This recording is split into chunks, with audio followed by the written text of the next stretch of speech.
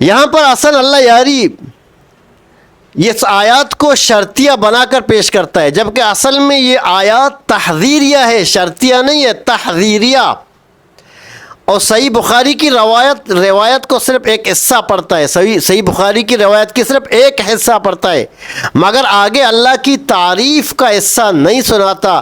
وہ سیاق قرآن اور شیعہ مفسرین کے وضاحت دونوں کو چھپا لیتا ہے، یہودیوں کی طرح۔ جیسے یہودیوں نے نبی کریم صلی اللہ علیہ وسلم کی تعریفات میں آپ صلی اللہ علیہ وسلم کے جو مدح آئی ہوئی ان کو چھپایا، یا حسن اللہ یاری یہاں سے ہوشیاری دکھاتا۔ ان دونوں نے رسول پاک صلی اللہ علیہ وسلم کے سامنے انہوں نے جھگڑا کیا ہے، آواز بلند کیا، تو اللہ تعالیٰ نے یہ آیات نازل کیا، آیت نمبر 1 سے آیت نمبر 5 تک سورہ حجرات، ان میں سے بیچ میں سے یہ آیت ہے، حتیٰ اعمال کی بھی آیت ہے، قدم علی الرسول کی بھی آیت ہے صلی اللہ علیہ وسلم، اور قرآن نے کہا کہ جو رسول صلی اللہ علیہ وسلم کے بارگاہ میں بے حرمتی کرتا ہے، چلاتا ہے، جھگڑا کرتا ہے، وہ لا یعقلون ہے۔ اور یہ کس کی شان ہے؟ ابو بکر عمر کی شان ہے۔ آیت نازل ہوئی ہے ابو بکر عمر کی مذمت میں، آیت نازل ہوئی ہے کہ اللہ نے ان کو تکفیر نہیں کیا، تکفیر سے بھی بدتر، کفیر سے بھی بدتر قرار دیا، تو ان کا ایمان عمل صالح کیسے ہو سکتا ہے؟ بسم اللہ الرحمن الرحیم۔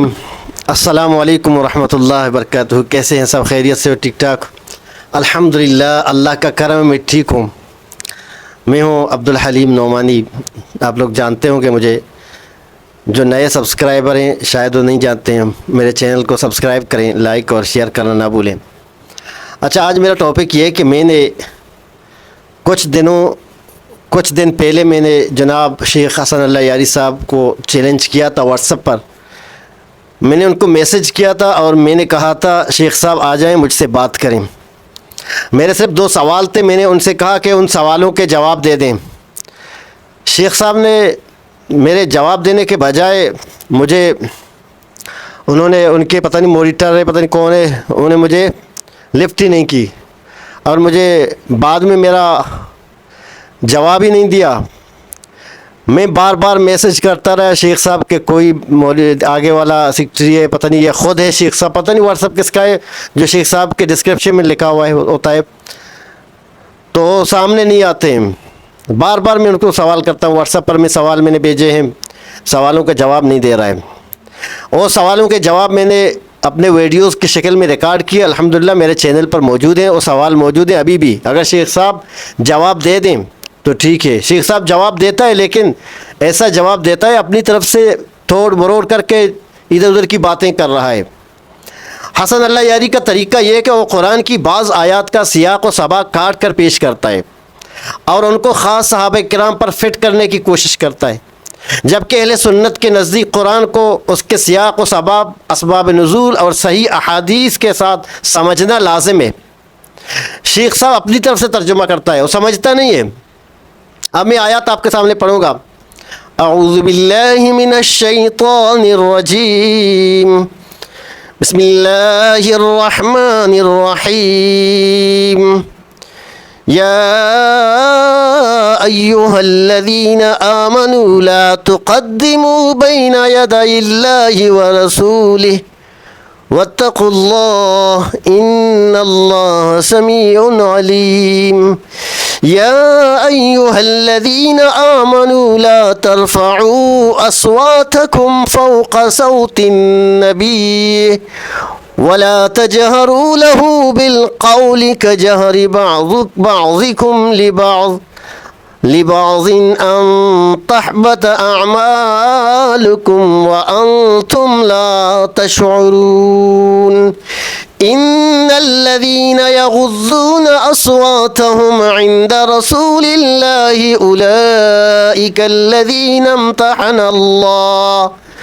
أولئك الذين امتحن الله قلوبهم للتقوى لهم مغفرة وأجر عظيم۔ یہ جو آیات میں نے پڑھی سورۃ الحجرات کے پہلے والے 3 آیاتیں، شیخ حسن اللہ یاری ان آیات کو فٹ کرتا ہے شیخین رضی اللہ تعالیٰ عنہما کے بارے میں۔ وہ کہتے ہیں کہ حضرت ابو بکر، حضرت عمر رضی اللہ تعالیٰ عنہ کے خلاف یہ آیاتیں نازل ہوئی، اور وہ یہ آیاتیں ان کے خلاف فٹ کرتا ہے۔ وہ کہتا ہے کہ ان تحبط اعمالکم، ان کے اعمال حبط ہو گئے، ضائع ہو گئے۔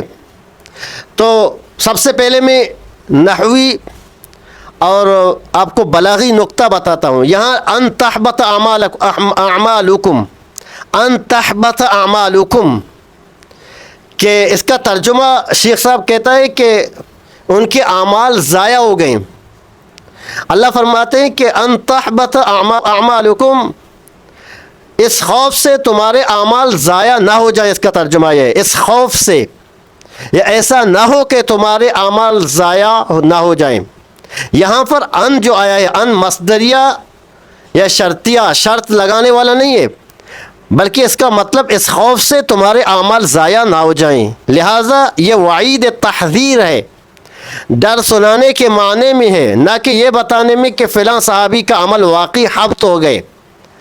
اہل نو جیسے کہ زمخشری نے کشاف میں اور ابن عاشور نے تحریر و تنویر یہی کہا ہے کہ یہ تحذیر ہے، خبر نہیں ہے، یہ تحذیر ہے، یعنی کہ ایسا نہ ہو کہ تمہارے اعمال حبط ہو جائیں. امام بخاری رحمۃ اللہ علیہ نے صحیح بخاری شریف کتاب التفسیر میں یہ روایت لایا.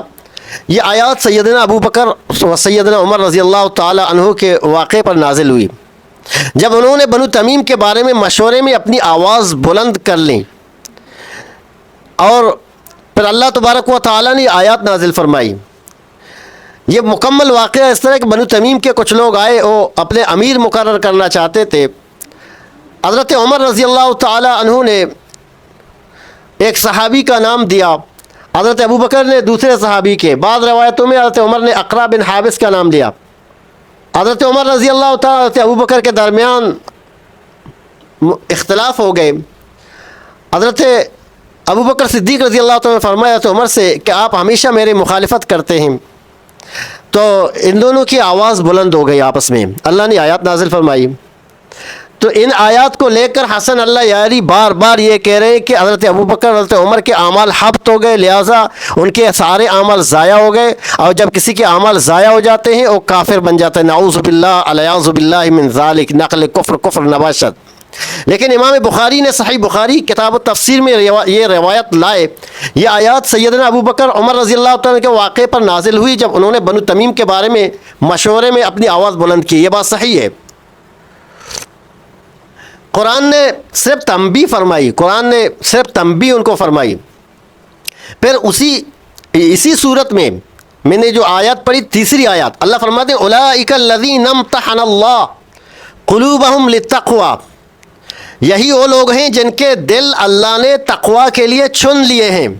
اولئک الذین امتحن اللہ قلوبہم للتقوی، یہی وہ لوگ ہیں جن کے دل اللہ نے تقوی کے لیے چن لیے ہیں، یعنی یہ متقی ہیں، اعلیٰ قسم کے متقی. اور تو یہ واضح ہوا یہ واقعہ نصیحت کے لیے تھا، نہ کہ ان کی صحابیت یا ایمان ختم کرنے کے لیے. اسی طرح قرآن مجید میں ایک دوسری جگہ ہے وَلَقَدْ أُوحِيَ إِلَيْكَ وَإِلَى الَّذِينَ مِنْ قَبْلِكَ، اللہ فرماتے ہیں اے پیغمبر، اگر میں نے وحی کی آپ کی طرف تمام انبیاء کی طرف لَإِنْ أَشْرَكْتَ لَيَحْبَطَنَّ عَمَلُكَ لَتَكُونَنَّ مِنَ الْخَاسِرِينَ، اگر نبیوں نے بھی شرک کیا تو ان کے بھی اعمال حبط ہو جائیں گے، ان کے بھی اعمال ضائع ہو جائیں گے، اور نقصان والوں میں سے ہوں گے. تو یہ جو آیات ہیں اللہ تعالیٰ کا قرآن کا اسلوب ہے، قرآن ڈراتا ہے، تحذیر ہے. یہ انبیاء کو بھی مخاطب کرتا ہے، صحابہ کرام کو بھی. اور اس سے مراد حضرت ابو بکر عمر نہیں ہے، بلکہ عام امت ہے، قیامت تک عام آنے والی امت ہے کہ نبی سے اپنی آواز کو بلند نہ کریں. یہ آئندہ کے لیے ایک حکم تھا، ایک تحذیر تھا، ایک انذار تھا، نہ کہ یہ حضرت ابو بکر تو عمر رضی اللہ تعالیٰ عنہ کی ایمان ختم کرنے کے لیے آیات نعوذ باللہ نازل ہوئی. تو اگر یہ آیات سید ابو بکر اور حضرت عمر رضی اللہ تعالیٰ عنہ کے اعمال کے برباد ہونے پر دلالت کرتی تو اللہ تعالیٰ بعد میں ان کی تعریف نہ فرماتا. اس طرح اللہ تعالیٰ یہ نہیں فرماتے کہ امتحان اللہ قلوبہم للتقوی کہہ کر ان کے دلوں کو تقوی کے لیے منتخب قرار دیا. یہ واضح ثبوت ہے، یہاں وعید ہے لیکن نتیجہ مغفرت اجر عظیم ہے. وعید بھی ہے لیکن نتیجہ کیا ہے؟ اجر عظیم. میں سب سے پہلے ہماری کتابوں میں ہے، قرآن مجید میں آیات موجود ہے، سورۃ الحجرات میں، آپ خود دیکھ لیں، ویڈیو لمبی ہو جائے گی، میں زیادہ تفصیل میں نہیں جاتا. شیعہ کتب سے میں جواب دیتا ہوں. شیعہ مفسر علامہ طبرسی مجمع البیان جلد نمبر 9 صفحہ نمبر 170، یہ آیات انہوں نے کہا، انہوں نے مانا ہے، انہوں نے یہ کہا ہے کہ یہ آیات عمومی نصیحت کے لیے ہے، اور تحبطہ کا مطلب نقصان ہو جانا. اگر تم بار بار یہ گستاخی جاری رکھیں، یعنی یہ شرط استمرار پر ہے، نہ کہ واقع ہو جانے پر. اسی طرح تفسیر قمی میں جلد نمبر 2 صفحہ نمبر 299 میں بھی یہی بات ہے. یہ آیات بنو تمیم کے وفد کے بارے میں نازل ہوئی کہ نہ کہ سیدنا ابو بکر عمر رضی اللہ تعالیٰ عنہ کو کہ ان کے ایمان ختم کرنے کے لیے. यहाँ पर असल अल्लाह यारी इस आयत को शर्तिया बनाकर पेश करता है, जबकि असल में ये आयत तहज़ीरिया है, शर्तिया नहीं है, तहज़ीरिया। और सही बुखारी की रिवायत को सिर्फ एक हिस्सा पढ़ता है, सही बुखारी की रिवायत की सिर्फ एक हिस्सा पढ़ता है, मगर आगे अल्लाह की तारीफ़ का हिस्सा नहीं सुनाता, और सियाक़ कुरान और शिया मुफस्सिरीन की वजाहत दोनों को छुपा लेता है, यहूदियों की तरह। जैसे यहूदियों ने नबी करीम सल्लल्लाहु अलैहि वसल्लम की तारीफ़ात में आप सल्लल्लाहु अलैहि वसल्लम के जो मदह आई हुई उनको छुपाया, या असल अल्लाह यारी यहाँ से होशियारी दिखाता है।